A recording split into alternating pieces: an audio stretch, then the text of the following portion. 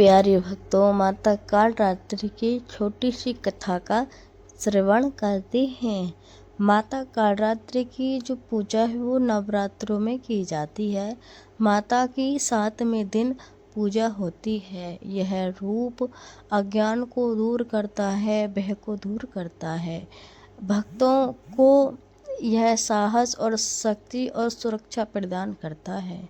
इनकी पूजा से नकारात्मक शक्तियाँ दूर भाग जाती हैं। माँ का जो ये रूप है, भले ही देखने में प्यारे भक्तों ऐसा लगता हो कि डरावना है और डर लगता हो, आपको सपने गंदे गंदे आते हो, आपको भय लगता हो, शरीर में कहीं दुख दर्द और बेचैनी हो, तो आप इनकी कथा को श्रवण कर सकती हैं। इनकी जो कथा है, आप सूरज निकलने से पहले इनकी जो कथा को आप श्रवण कर सकती हैं। आपके सारे दुख दर्द ये दूर कर देंगी।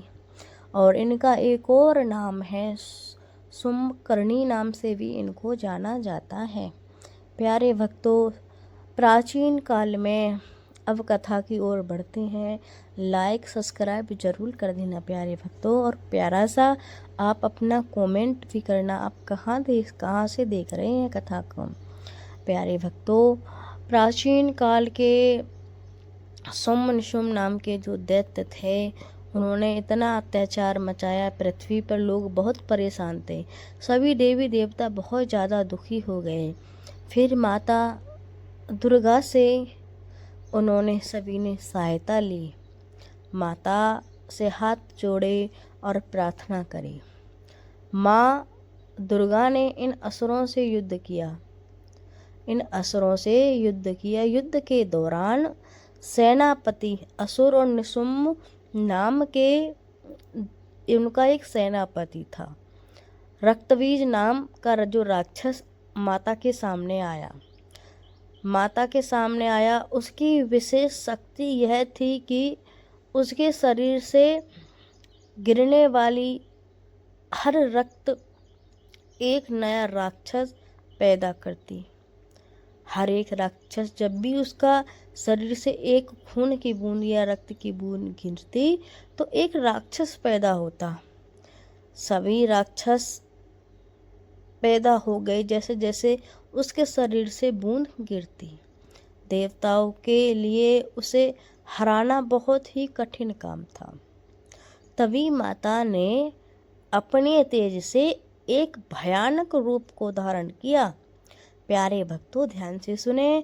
तभी माता ने युद्ध करते करते एक भयानक अपने तेज से रूप को धारण किया। उनका नाम था माता कालरात्रि। उनका रंग काला, बाल बिखरे हुए और आंखों में से प्यारे भक्तों अग्नि चमक रही। और उनकी जो सवारी थी प्यारे भक्तों, वह गधे पर सवार थी और उनके 4 हाथ थे। अलग अलग शस्त्र उन्होंने ले रखे थे और बहुत ही माता का तेज रूप था। जब भी माता ने यह रूप धारण किया, रक्तबीज डर गया और घबरा गया इस रूप से। माता कालरात्रि ने युद्ध में विशाल अपनी जीभ को फैला दिया। रक्त बीज का जैसे ही रक्त निकलता और माता उस रक्त को पान कर जाती हैं।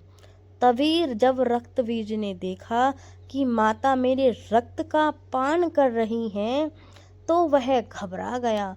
फिर ऐसे ही रक्त बीज का जो रूप था माता ने समाप्त कर दिया। वैसे ही फिर सुम निशुम राक्षस आए। उन्होंने भी बहुत भयंकर युद्ध करा और माँ ने उन्हें समझाया कि हे मूर्खो, आप मान जाओ, लेकिन वह नहीं माने और उन्होंने कहा कि हम आपको अपनी रानी बनाना चाहते हैं। उन्होंने कहा, अरे मूर्ख, पहले तू मुझे हरा ले तब रानी बनाना।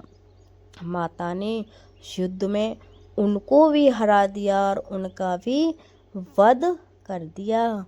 तो प्यारे भक्तों, माता की कथा यहीं पर समाप्त होती है और माता की कथा समाप्त होने से पहले आप एक जयकारा लगाएं मेरे साथ। बोल काल रात्रि मैया की जय। जय माता की प्यारे भक्त।